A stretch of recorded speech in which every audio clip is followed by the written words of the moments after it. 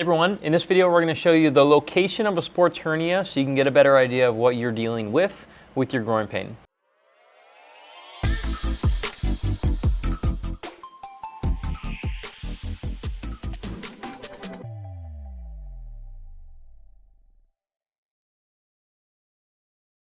I'm Sebastian and this is Mandy. Hi. We're part of locally world famous chiropractors in Costa Mesa, California.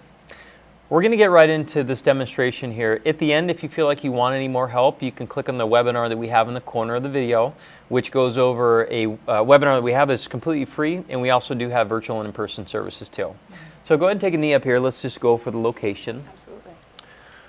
Okay, so the most common location that people start with is generally kind of like if I threw a baseball and hit her like right around here, this is where they first start with, maybe I have a sports hernia, okay?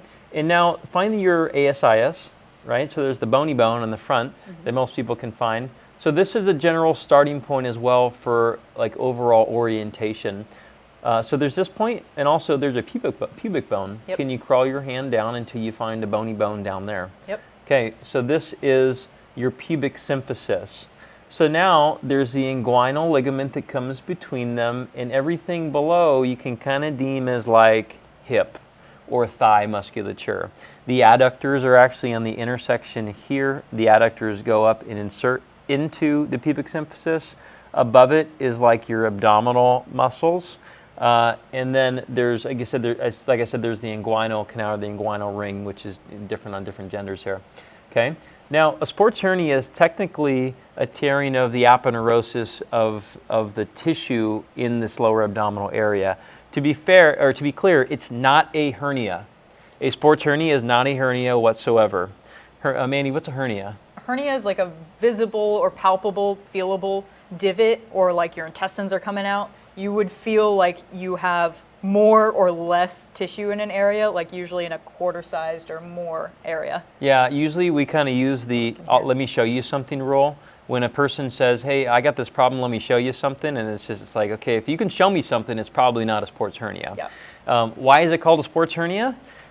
Because somebody called it that one day and it stuck. It's not a hernia. It's actually it's a muscular issue. There's a few different variations people can have. They can have the pubic symphysis, so crawl your hand down there and you're going to find the sensitive bone there. There's actually a twisting effect that happens in the pubic symphysis where it's exposed to too much rotation. Yep. Okay, and that's a hot spot location for a lot of people with sports hernias, but really a true one is a little bit more lateral. A little bit more like in between where your pubic symphysis is and that hip pointer bone. So it'll be right in the middle there. Yeah, and again, as we kind of mentioned, there's the dividing point, that line there. Everything below is probably not a sports hernia. If it gets too far above, it's not either. It's going to be pretty much very close to the line, and then right between the two bony bones, right? Right in that hip crease almost. Yeah. Now, what are different things that people have asked you about sports hernias? Do you have any common questions? Most people are wondering if there's things they can do that aren't surgery. They're worried that they're going to have to get a surgical repair for it. Yeah, I think so. We actually have, we used to have a diagnostic ultrasound here. Actually, I still do. I don't do the images anymore. I think there was a period where I had to do a bunch of images on people. And so they all had groin pain. They all had thought they had sports hernias. Out of 100-ish, I only found 2. And of those 2 people, neither one of them had surgery. Okay. And they got better. What did they do? They just did rehab. Okay. Actually, one of them, he was a funny guy. He actually was diagnosed with 2 of them, which is a little odd in itself. He was running really far. He was running across states. He just went and did it. He didn't have any problems whatsoever. Huh. So I'm not telling you guys to do that necessarily, but most of the time sports hernias don't require surgery, but usually there's some precursor steps there's some other locations around the area which are forcing unnecessary load on that region, creating some type of fraying, and it usually resides in the hip. Yep.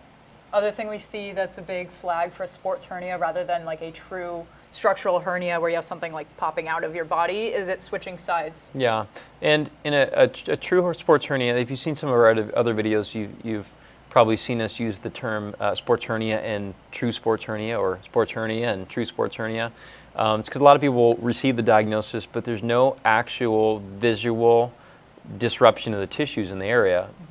And a sports hernia is actual fraying of the aponeurosis, or the fascia, if you will. And so if you get an image done, like I mentioned, all those sports hernias, Yeah. and there's really only 2 that were positive, it's because only 2 were physically seen. But it doesn't mean you don't have groin pain either. Okay, so, but in Mandy, as he was saying, it changes sides. Does a tear change sides? No. Okay, so if it changes sides, then you may have there's other aspects. There's a load management issue, or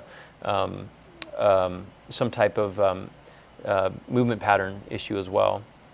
So if you guys are looking for more help on sports hernias, we have a ton of videos on YouTube on them. I dare to say if you search sports hernias, we're going to be the first people to pop up.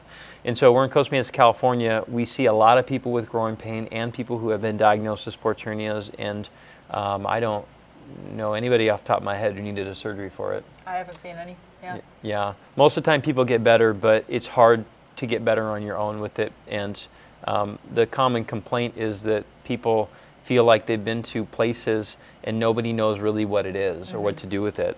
So if you want help, we know what to do with it, so come see us. We're in Costa Mesa. Subscribe to the video, like the video, please, and see you next time.